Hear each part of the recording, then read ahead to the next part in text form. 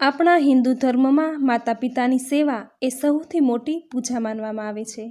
તેમનું ઋણ ચૂકવવા ભાદરવા મહિનામાં વદ પક્ષમાં પિતૃઓને તર્પણ કરવામાં આવે છે. આ તર્પણ એટલે શ્રાદ્ધ, જે સંતાનનું મુખ્ય કર્તવ્ય છે. આમ તો દરેક માસની અમાસના દિવસે શ્રાદ્ધ કર્મ કરી શકાય છે, પરંતુ ભાદરવા માસની પૂર્ણિમાથી લઈ ભાદરવા માસની અમાસ સુધી વિધિપૂર્વક શ્રાદ્ધ કરવાનું વિધાન આપેલું છે. આમ આ પક્ષને પિતૃપક્ષ પણ કહેવામાં આવે છે. ભાદરવામાં કૃષ્ણ પક્ષથી લઈ અમાસ સુધી આ 15 દિવસનો સમય એ પિતૃપક્ષ તરીકે ઓળખાય છે. આ દિવસોમાં પિતૃઓની મરણતિથિ અનુસાર તેનું શ્રાદ્ધ કરાય છે. એવું કહેવાય છે કે આ 15 દિવસ દરમિયાન આ દુનિયામાં આપણા પૂર્વજો ધરતી પર આવે છે. આપણે તેને જળ ભોજનનો ભોગ અર્પણ કરીએ છીએ. તે જળ અને ભોજનથી તૃપ્ત થઈ એ પ્રસન્ન થાય છે અને તેના પરિવારને આશીર્વાદ આપે છે અને પરિવારની ઉન્નતિ થાય છે. કર્મ પુરાણમાં કહેવામાં આવ્યું છે કે જે કોઈ મનુષ્ય એકચિત્ત થઈ શ્રાદ્ધ કરે છે તે બધા પાપોથી મુક્ત થઈ ફરી સંસારના ચક્રમાં નથી આવતો.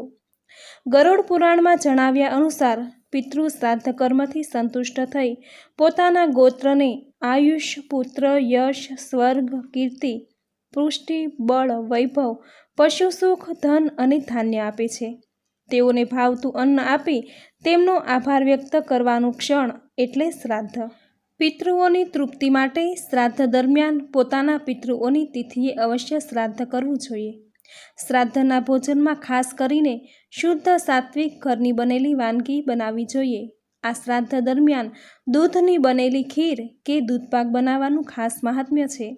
આથી ઘરની બનેલી વાનગીમાં ખીર કે દૂધપાકનું ભોજન અવશ્ય રાખવું. સૌ કુટુંબના સાથે મળી પિતૃ તૃપ્ત થાય તેવી ભાવનાથી શ્રાદ્ધ કર્મ કરવું. કાગડાઓને કાગવાસ, પશુ પક્ષીને ચણ, ગાયને ઘાસચારો અને ઘરની બનેલી રોટલી, કૂતરાને રોટલી ખવડાવી, બ્રાહ્મણોને ભોજન જમાડી દાન દક્ષિણા આપવી, દરિદ્ર નારાયણને ભોજન આપવું. ઘરની છત પર ખીર પૂરીનો કાગવાસ નાખવામાં આવે છે. જો કાગડાઓ આવીને ખાય તો એમ માનવામાં આવે છે કે શ્રાદ્ધ પિતૃઓ સુધી પહોંચ્યું છે અને તૃપ્ત થયા છે. વેદોમાં આ શ્રાદ્ધને પિતૃયજ્ઞ કહેવામાં આવે છે. વિષ્ણુ પુરાણમાં પણ શ્રાદ્ધનો ઉલ્લેખ કરવામાં આવ્યો છે અને કહેવામાં આવ્યું છે કે ઓછામાં ઓછી દક્ષિણાથી પણ શ્રાદ્ધ કરવું જ જોઈએ. જો એ પણ શક્ય ન હોય તો અંજલિમાં જળ લઈ તલ નાખી બ્રાહ્મણોને આપવા જોઈએ.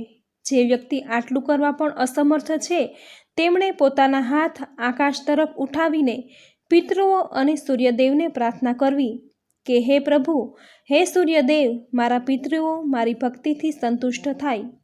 વેદોમાં શ્રાદ્ધને પિતૃયજ્ઞ કહેવાયું છે.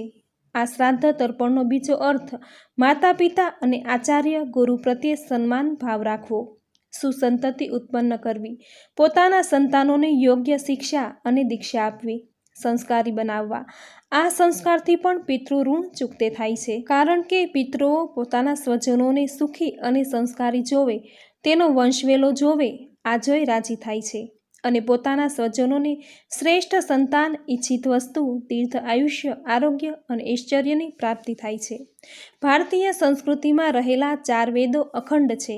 તેમાં ક્યારેય રતિભાર પણ ફેરફાર કરવામાં આવ્યો નથી. વેદોમાં જણાવ્યું છે કે શ્રાદ્ધ કર્મ કરવાથી પિતૃ ઋણ ચૂકવી શકાય છે. પુરાણોમાં જણાવ્યું છે કે જો પૂર્ણ શ્રદ્ધા સાથે શ્રાદ્ધ કર્મ કરવામાં આવે તો માત્ર પિતૃઓ જ તૃપ્ત નથી થતા, પરંતુ બ્રહ્મા, ઇન્દ્ર, રુદ્ર, વાયુ, વિશ્વેદેવ, ઋષિગણ, મનુષ્ય, પશુ પક્ષી અને સરીસૃપ વગેરે સમસ્ત લોકો તૃપ્તિ થાય છે. તે મનુષ્યને દીર્ઘાયુષ, સંતાન સુખ, યશસ્વી અને ધન ધાન્યથી સમૃદ્ધ કરે છે. મનુષ્યના જીવનમાં સુખની નવી દિશા ખોલી આપે છે. મિત્રો, આપણી સંસ્કૃતિમાં શ્રાદ્ધ કર્મનું ખૂબ મહત્વ રહેલું છે, પરંતુ જીવતા માતા પિતાને જો સુખી ન રાખ્યા હોય તો તેમના મૃત્યુ બાદ શ્રાદ્ધ કરવાનો કે કાગવાસ નાખવાનો કોઈ અર્થ રહેતો નથી. શ્રાદ્ધનું કોઈ ફળ પ્રાપ્ત થતું નથી. બાળકોના અણછાજતા વર્તનને કારણે માતા પિતાની લાગણીઓ દુભાય છે. તેવા સંતાનને ઈશ્વર ક્યારેય માફ કરતા નથી. જેમણે જીવતા મા બાપને સાચવ્યા નથી તેમનું શ્રાદ્ધ કરવાનો કોઈ અર્થ નથી. મિત્રો, વડીલોના સિદ્ધાંતો અને તેની બતાવેલી પરંપરાઓને સાચવી રાખવી તે જ સાચું પિતૃ તર્પણ છે. બાકી કાગવાસ નાખવાથી કાગડા જ સંતુષ્ટ થાય છે.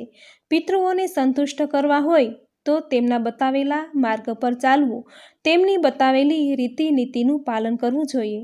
આપણા વડીલોના, આપણા માતા પિતાના આપણા ઘર પર અનેક ઉપકાર રહેલા છે.